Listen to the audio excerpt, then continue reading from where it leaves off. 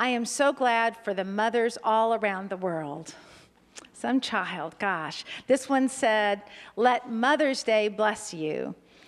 This one just has a great big heart in the middle of it, and it says, Happy Mother's Day. And on the back of every card it said, this card was lovingly created by the children of Unity Church of Overland Park to honor the Divine Mother in everyone.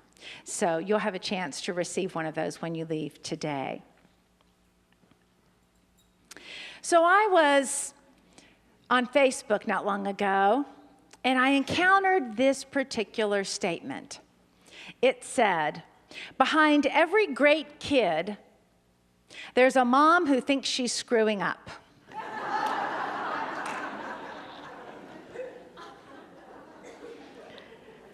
Well, I didn't write that, but I could have. You know, if only I'd been that clever. Does anybody else relate to that? Oh my gosh. You know, my oldest daughter is 30 years old, and I think for every day of the last 30 years, there's been at least one moment in the day where I thought to myself, oh my gosh, did I do enough? Did I give the right advice at the right time? Was I quiet when I should have been quiet? Did I speak up when I should have spoken up? Did I shrink back when I needed to shrink back? Did I push forward when I needed to push forward? And not only that, but whenever one of my daughters has a particular challenge, well, immediately I go and think it's my fault, right? You know, if I'd only taught her differently or showed her differently or... So when I read that quote, I just laughed and laughed and laughed because my kids are great. Of course they're great kids, you know, and all kids are. So why is it that I would think that I'm not good enough? Because I think it's this disease that many moms, if not most moms, have, right? This disease called perfectionism. We think that we've got to be a perfect mom. We think that there is a perfect mom out there somewhere. When I got news for you, there is no perfect mother, except for the one that lived next door to me. She was perfect. I'll tell you more about her just a little bit later. But I came in contact with a story by a woman by the name of Colleen Hubbard. Now, Colleen Hubbard wanted to be a super mom. She had 3 small daughters in preschool, kindergarten, and 2nd grade, all in 3 different schools. And she was trying to be the best mom she could be, and at the same time, she was a playwright, or she wanted to be a playwright. She was trying to finish a play that she could send off for this competition in Montana. But you know, one day it just got the better of her, and she just said out loud, she said, moms can't be playwrights. And that's what she was believing, that she couldn't do it all. And this is the story that she tells about that particular day, right after she declared that there was no way that playwrights could be successful moms or moms could be successful playwrights. She said, having almost convinced myself of this, I stepped woodenly out of the car to help my preschooler into her toddler car seat. She was happy and talkative, as always, filled with news of her busy day at the water table and the block area. She handed me a piece of crayoned paper, which I tossed on the seat beside me, barely giving it a glance. But while stopped at a red light, I took a moment to study the picture. A towering, vivid woman in a bright purple dress stood beneath a rainbow, her arms outstretched. She was taller than the trees in the picture and almost as tall as the yellow sun in the corner. She was smiling, a slightly crooked and zany smile. She looked like a woman I wanted to know. Who's this? I asked my daughter, thinking it was probably her teacher or a character from a story she'd read. You, Mommy, she answered as though I'd asked the particularly stupid question. Me. I was taken by surprise. My daughter hadn't drawn a tiny, tired, colorless mommy sitting in a car with red eyes and a stained shirt. She'd drawn a big purple mommy, reaching for the sun, the kind of mother who could write plays and books and raise her children and get through the winter and maybe even get to Montana. Despite my fatigue and burnout and low-lying depression, my daughter still recognized and drew the part of me that was creative and larger than life and lived in the world of imagination. And thus was born this book, Big Purple Mommy. The artwork you have on your bulletin so you can take it with you to remind you of the big purple mommy that lies in everyone, right? You see, in her own eyes, Colleen Hubbard was inadequate, not measuring up in any way. But in her daughter's eyes, she was bigger than life. She was a big purple mommy. But there she was, Colleen Hubbard, trying to be supermom. She talks in her book, and this book is really especially targeted at creative moms who have a creative talent they're trying to express and also trying to be a really good mother. But she tells about a time when, in her supermomdom, she was directing a production for her oldest daughter's class. She was serving as the lighting tech coordinator for her middle daughter's class. And you know, there has to be equal time. That's the way supermoms do it. And so she was also creating a video for her youngest daughter's class. And all of this was happening simultaneous with the end of the school year. So she was baking cupcakes and taking fruit trays in for the teachers and all of the end of year activities. Does anybody here relate to trying to do it all that way? Yeah, I relate to trying to do it all, but then of course my next door neighbor really did it all. A friend of mine once said that in order to be a mom, your soul has to have decided that it wants to learn about feeling guilty in this life. I'm afraid that I'm a card carrying of that particular club, because we look at moms and, we look at Sarah Knipe and we hear that beautiful testimony about what her little boy said, and we think, man, am I teaching my kids enough? Have I taught my kids enough? My kid would never be that wise, And then we start to feel less than. Well, what we're talking about today is this insidious way of being that's called perfectionism. And this is not just the territory of mothers or even women.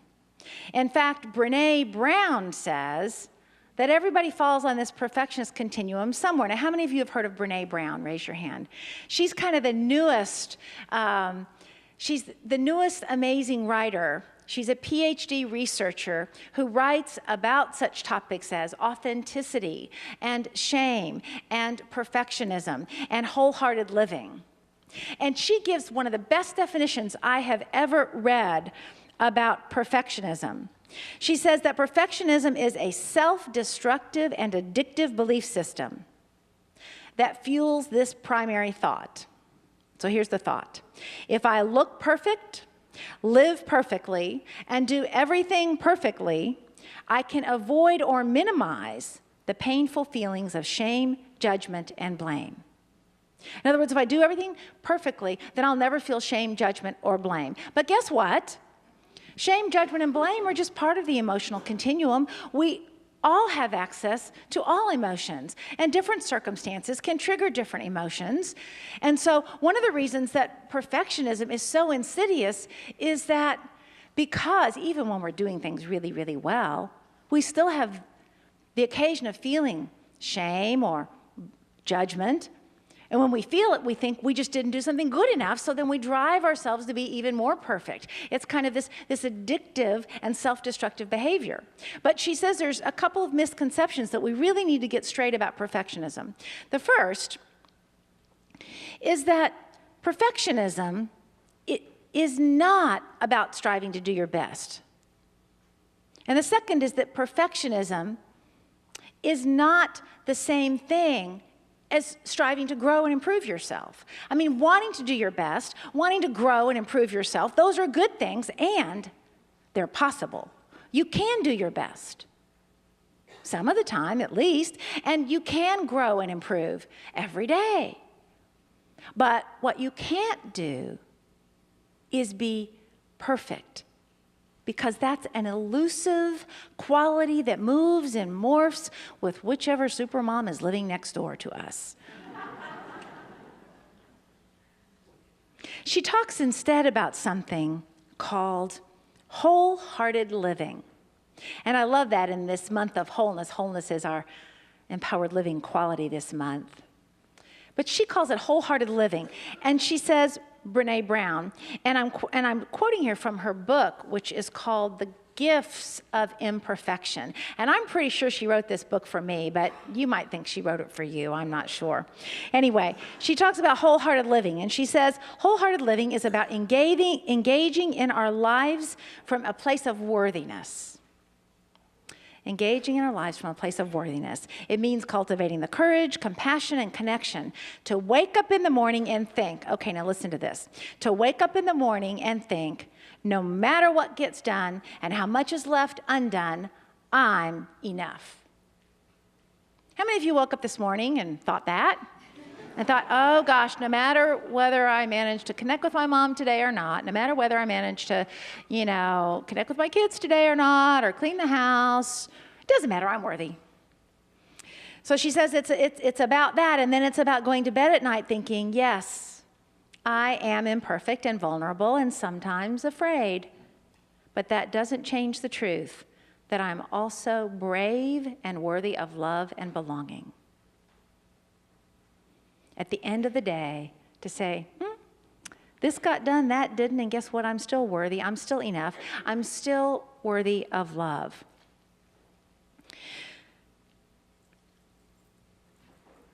There was a time in my memory where I thought I'd achieved perfection. Yeah, I did. This was many years ago. It was right after my second daughter, Amanda, was born, so that would make it 26 years ago. And I mean right after. I was still on maternity leave, okay? It was right after she was born, and I received this great honor. I was living in Houston at the time, and I was named as one of Houston's rising stars. I was pretty, proud to have gotten that honor. I never quite figured out how it happened. I think my hairdresser recommended me, but in any case, I had this great honor bestowed upon me, and not only that, but they were going to do a photo shoot in a magazine. How cool was that? And so, remembering now that I've just had a baby, they send me along with the art director who's going to do the photo shoot to the swankiest store in town. At that time, it was called Tootsie's. I didn't shop there myself. And to pick out a dress, any dress that I wanted to. Well, there was not a single dress in that store that fit me. Not a one. I'm not sure even if I'd lost my pregnancy weight if there was anything that would have fit me there. I don't know who shopped in that store. But in any case, there was nothing. We tried and we tried and we tried. So finally the art director said, well, it really doesn't have to fit you. This one here, we can hang it on you and we'll just tie it together and back. So they did.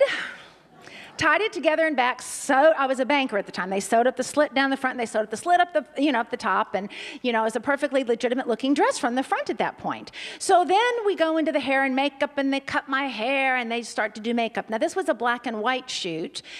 So I don't know if you're aware of this or not, but they do makeup differently for black and white shoots. So instead of being colorful and pretty, it was really just all gray. Just different shades of gray on my face. I looked kind of like a zombie. But they kept promising me you're going to look gorgeous in the photo, right? So there I am in this dress that doesn't fasten in back with zombie makeup on. But my hair looks good, and I've got great jewelry because they actually brought in jewelry from Tiffany's, and we had an armed guard there as we were wearing the jewelry. So, and then they took the pictures, yada, yada. And do you know that when that picture came out, I looked pretty darn perfect. Now, this was before the days of Photoshop, okay? Before the days of Photoshop. And I was kind of proud of that picture, But my husband couldn't stand it. Because that glamorous, perfect-looking woman was not who he married. It was not the real Patricia. I loved it because it covered up every flaw. It made me look like somebody else. It made me look like the standard of perfectionism perfection that I wanted the world desperately to see. But my husband, who has always loved me for who I was, he didn't really want the picture hanging in the house. My father was very proud of it. Oh, he loved to show everybody his daughter down in Houston who had done these wonderful things. But no. And so this brings up for me the definition that Brené Brown speaks of authenticity. She says, authenticity is the daily practice of letting go of who we think we're supposed to be and embracing who we are. You see, the problem was, all I wanted to do was show the world who I thought I was supposed to be and not who I am. So now I want to tell you about this supermom that lived next door. It's the darndest thing. She had a daughter the same age as my daughter. And I mean, she just did everything right. You just imagine it, she did it. And one year she had this great birthday party for the girls. The girls were probably about 9 or 10, still dress up age. So they were to come all dressed up. And then she had a stage built, like a walking runway in her living room. And the girls got to model their fancy clothes. And she videotaped them and gave them prizes. You know, it was just awesome. I mean, that's just what she did. Every birthday party was like that, you know. And so one year as Teresa got older, I talked to her about how I was so intimidated by my next door neighbor. How as a mom, she was just so great. I mean, it wasn't just that she gave good birthday parties. She was so smart. She gave Teresa better advice than I could ever give her. She was always giving her advice and giving me advice, and I welcomed it because it was so darn wise. So I felt at that time in my life like I paled in comparison to Supermom next door, inadequate, and I just knew that Teresa must have wanted her for a mom. That's how insecure I was. I just knew that. And Teresa said to me, Mom, I never for a moment wanted her as a mom. And then she said, I never thought about the things I didn't have. I only knew what I did have. And we were recounting that conversation just last night, actually. We were remembering that conversation. And she said, yeah, Mom, like how it is that we would, on Saturday mornings, we would sit there and fold clothes together and listen to Raffi on the radio. And she said, that was one of the most precious memories that I have. She said, and then how you taught me to match socks when you fold them. And I said, well, how do you teach a person to match the socks? And she said, well, you taught me how to look at the toes and see the little ribbing that was there. And I'm like, I did, yeah, so it would be perfect, right?